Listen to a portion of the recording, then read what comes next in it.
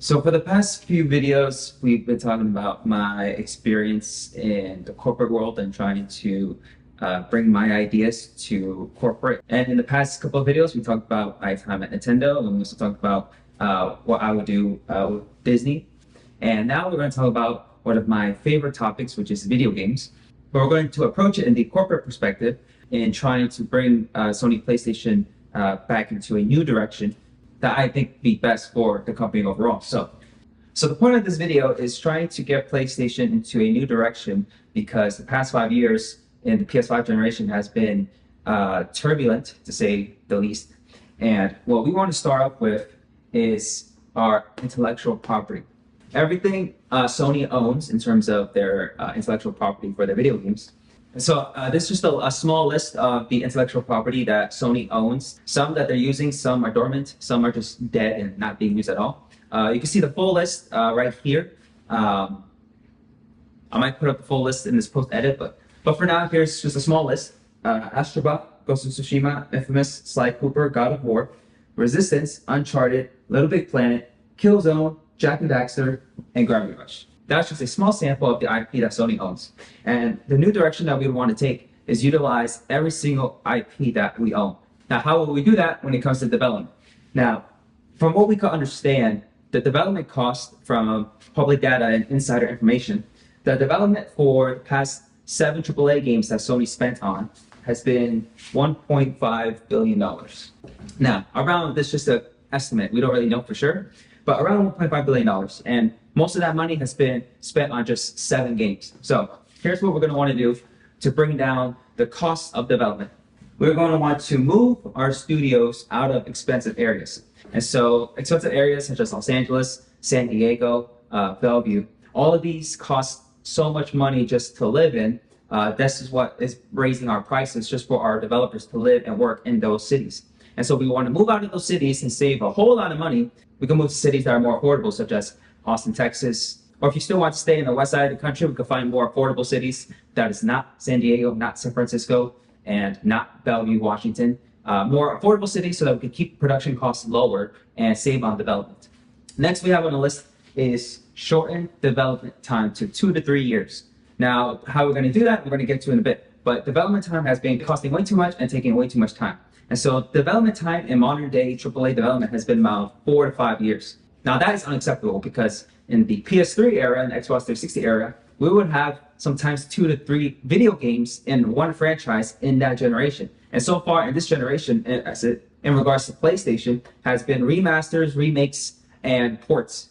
And not really much of anything else besides those things. We've had sequels, but those sequels have been 6 to 7 years in between the originals. So that is unacceptable. And we cannot continue putting so much money into big projects that take longer and longer to make. Our development time needs to be within a 2 to 3 year span of development.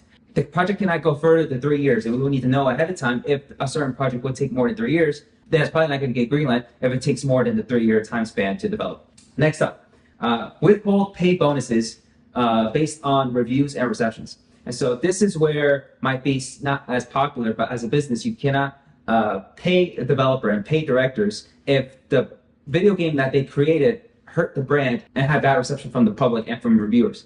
And so this is where it's a little bit divided. So if you have a video game that comes out and has great reviews from the critics but terrible reviews from public reception, then the pay bonus would have to be divided based on those metrics. And so developers, we need to understand that their work is based off of the market and how much the market thinks that they're worth, not really on critics. Critics and critic reviews are great, but they're not as important as what the market decides our brand is and decides the level of influence and either harm or positive reaction we got from the market. So if people do not like our product, but the critics are liking our product, then the pay bonuses will have to reflect that. But if you have a video game developer and a director that made a video game for us, and the reception they got from it was positive, and also the critics and also the sales, then they get full pay bonus. But if it's been a mixed bag, well, then their pay bonus will also be a mixed bag. This is where you incentivize developers and directors to get their act together and to put maximum effort into the projects they're working on. Okay, so next we want to utilize AI programs such as Adobe's AI tools. Now, I know a lot of developers do not like AI, but this is what helps business cost reductions, and this is what actually help developers in the long term. And so with less money being spent on labor time to develop games, that can be set aside towards AI development and towards AI helping us with those AI tools. And therefore, we can have more money to save or more money to spend on your pay bonuses. That way, those AI tools are helping reduce the workload and giving you more availability for your pay bonuses once the video game has been finished. So once you're able to create new policies around AI programs and AI tools that reduce cost of development, but gives a greater pay bonus package towards developers, then you're going to see a lot more developers fall in love with AI and not be so against it. And the reason why developers are against AI tools and AI programs and video game development is that they're sure that companies are going to reduce costs for their pay bonuses and for their pay salaries in favor of AI tools. And so we don't have to have one or the other. We can have both. We can have developers work with AI programs and AI tools to reduce workload, thereby reducing work labor, thereby reducing costs and development, into restructuring that into pay incentives via the pay bonus packages that developers would receive. And so all of this would be a win-win scenario rather than a give or take. Next, we want to extend development, not just to our first-party studios, but we can extend development to external developers. And so we have a plethora of studios and all of them working separately. But what we could do is start to create a chain of command, a chain of organization, a system that connects all studios into working in tandem with each other. That way it reduces all these costs of a studio not having enough developers, not having enough workers to work on scan designs and environmental designs and so on and so forth. And so along with AI tools can be alongside developers and also external developers. And so with external developers, we could also license our IP to third-party developers. And so let's say we have a video game. Now let's say we have Gravity Rush. And let's say that all of our first-party studios are busy working on other games.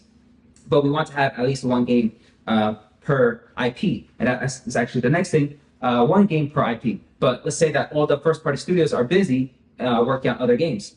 We can have external third-party developers and we can set up licensing agreements that can ensure that at least Gravity Rush is being worked on by a third-party studio that's not owned by Sony, but that the finished product will be owned by Sony, and we can decide how we want to publish that once it's finished. Next up on the slide is do not spend $1 billion on only 7 video games. Now, I thought this would be common sense, but apparently it's not. So do not spend a majority of your budget on only a few select games. You have a plethora of IP and a plethora of video games stories that you can tell that's not just directed towards AAA games.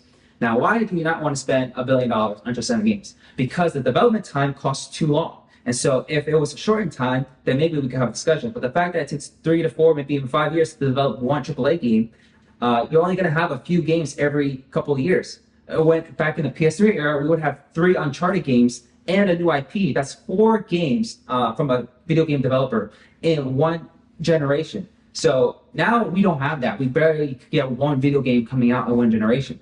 And so we do not want to spend $1 billion on just 7 games. We want to budget correctly and budget responsibly and wisely.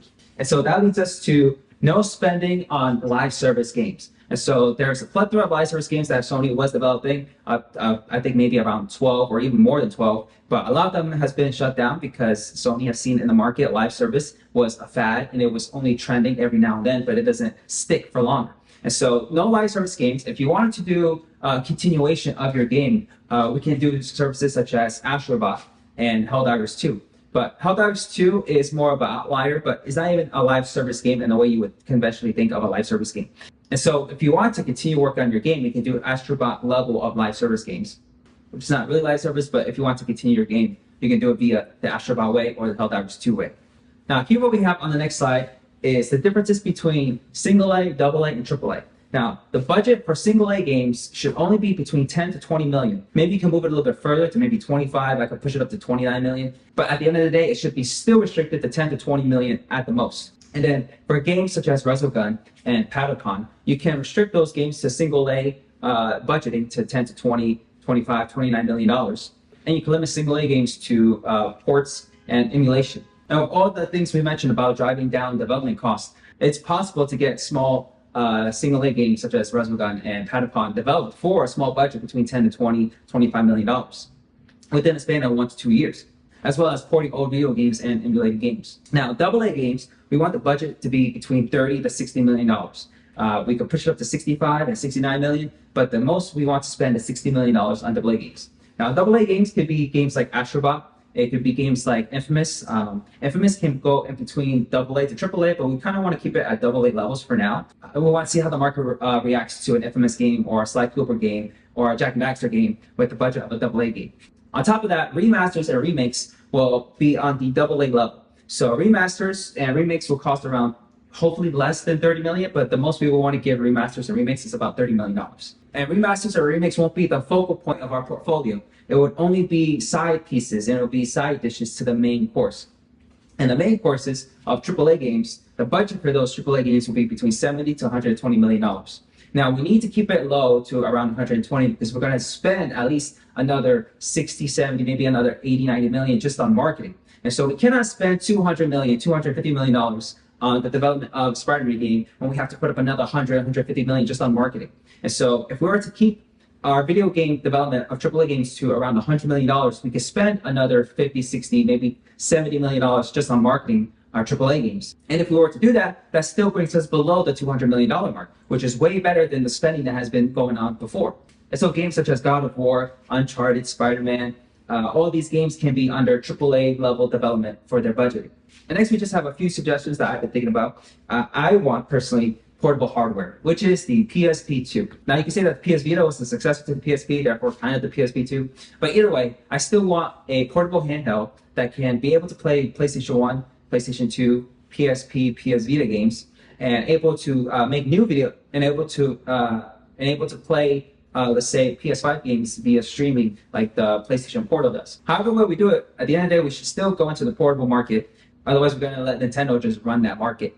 Next, we want to be able to have full backwards compatibility with PS1, PS2, PS3, as well as PSP, and try to figure out PS Vita on hardware. And so for the next PlayStation, we have PS6.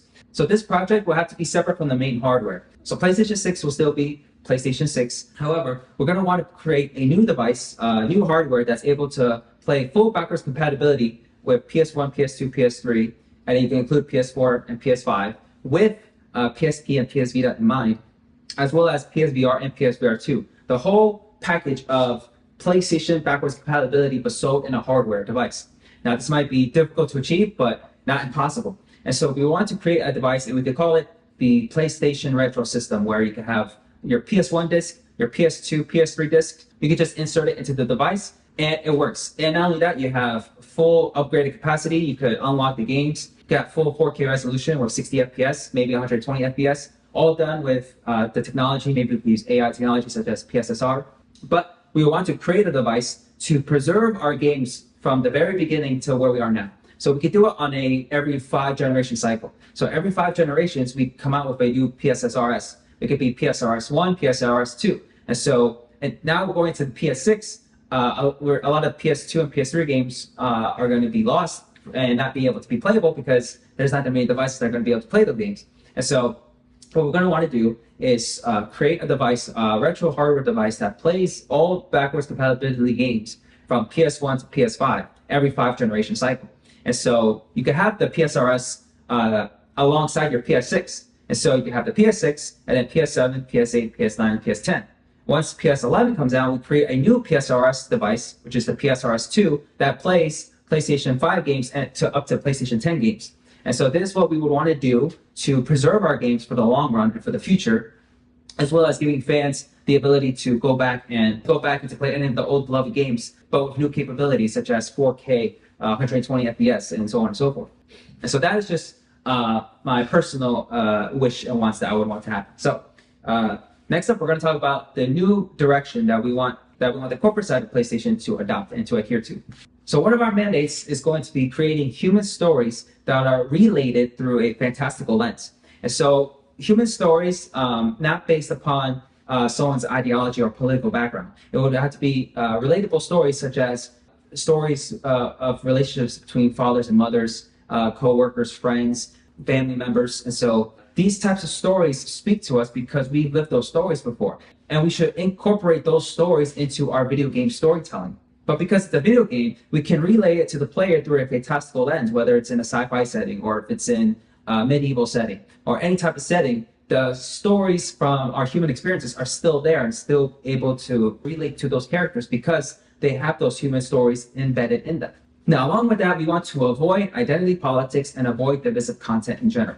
And so when we talk to our developers and talk to our directors, we do not want to purposefully divide our fan base. We do not want to purposefully harm the brand of PlayStation. We want to foster a good community that speaks to our human stories, not just not to our political background or our ideology, because that is not what unites us. That is what divides us. We do not want to make stories and make video games that cost money based on someone's ideology or someone's divisive political background. It needs to be based on human stories that we all relate to. Next up, one of the very most important mandates is innovate on gameplay. And so we cannot grow stagnant with using the same gaming metrics over and over and over again. Otherwise, the player is going to catch on and get bored of it. We have to continuously innovate the gameplay that we make so that it is fun and exciting and that it wows the players when they get their hands on our games. And when innovating gameplay, we do not want to put up paywalls and live service. So when you pay full price for the game, you get the whole game. You do not pay pieces for the game, and you don't have a store in the game. You pay for the game, you get the game, and that is yours forever. And one of the most important, if not the most important mandate of all, is to make sure that the game is fun to play. A lot of developers and a lot of directors nowadays do not try to favor fun. They try to favor their ideology or trying to tell a story or a message. But that is not what video games are, and this is not the purpose for video games. The purpose of video games is to be fun to play. So as soon as I sit down with a controller and I'm playing a PlayStation game, I want to have fun almost immediately. If I'm not having fun within the first 20 minutes, the first 30 minutes, 40 minutes, then what's the point of having this game in the first place if I'm not having fun? So in speaking to that, we do not adopt the ideology of you have to wait 5 hours for the game to get good, you have to wait 10 hours for the game to be good. No, the game should be fun to play as soon as I sit down and play within the first 30 minutes, 40 minutes. If I'm not having fun, well, then why play the game? And so you have to be able to make the game fun to win over the players so that they can give you the money so you can get a return on your development costs and get a little bit more in profit. But the singular goal of the company is not making money. It should be making good video games. And therefore, when you make good video games, the money comes in to recoup the cost and then also gives you a little bit more profit on the side. Similarly, how we talked about remasters and remakes being the side dishes and not the main course. Money and making money for profit is not the main objective. It is merely the side dishes. Making the game fun to play is the main course. Making a game exciting and fun with new innovative gameplay, that is the main course and the apple of our eye that we should strive for. The money comes in as a side dish, as a back end. So that is what we must focus on. And we're talking about this, another important mandate is the player comes first, not the developers.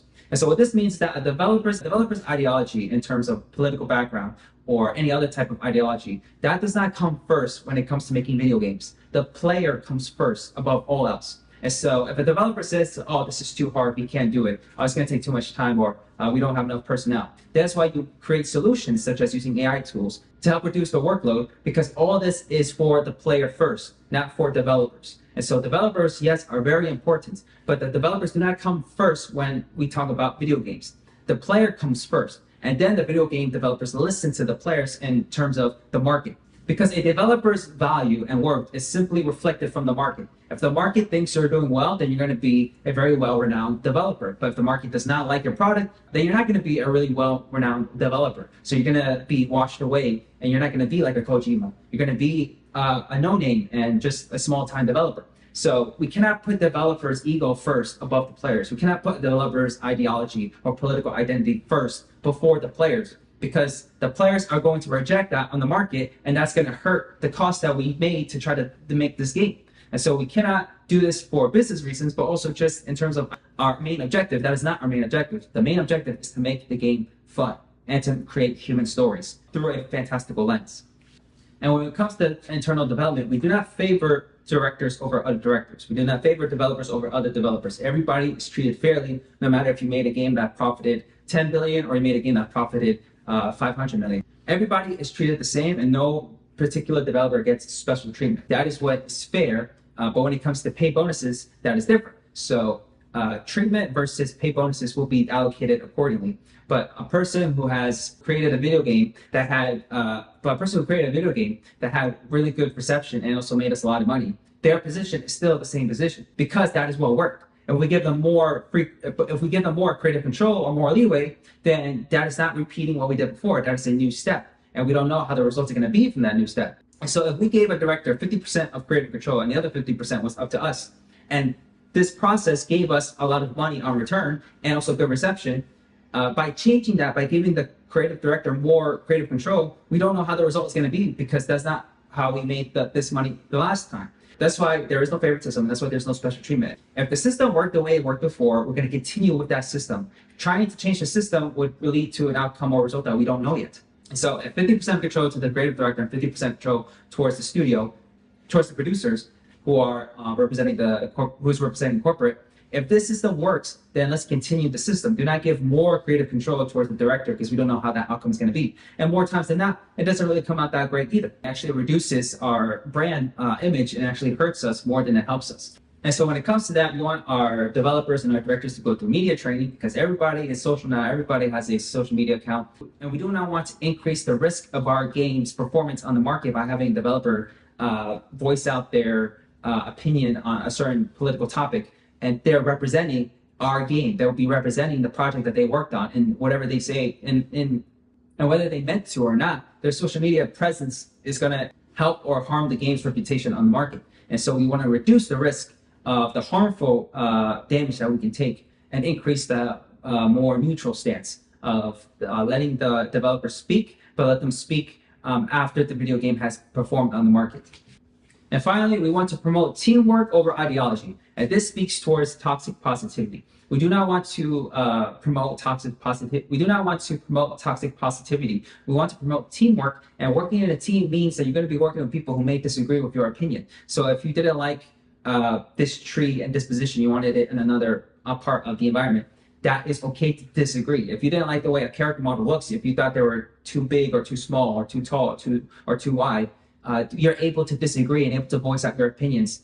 And trying to foster toxic positivity doesn't help us at all. Instead, you get a situation like Concord, where the toxic positivity ruined the game's reputation and ruined the game's performance on the market. And so we want to avoid that as much as possible because you get towards a better product when everyone is sharing their ideas, whether you agree or disagree. That is what you must do to make the game better. That is what video game development should be about. And the developer you're working alongside shouldn't matter if one person agrees on the same political ideology as you do. You're there to make a video game for the players. Your political ideology or any other type of ideology shouldn't be in the way of making a great video game. And so you could relate political ideology to religious ideology. So you could be working with somebody who's a Christian and work with somebody who's a Muslim. It doesn't matter because you're still working on a video game. So you could be working with somebody who's a Republican and working with somebody who's a liberal. That shouldn't matter because the video game and the players should come first. And so that has been a rather presentation, so to speak, as to how we can get PlayStation into a better direction than the one it is now. And so that has been our bullet points. So thank you so much for watching this video. If you enjoyed the video, like this video and subscribe to my YouTube channel. Click on the bell notification so that you can be notified whenever I upload a new video. And that is it for today. Thank you for watching, and I'll see you later. Bye-bye.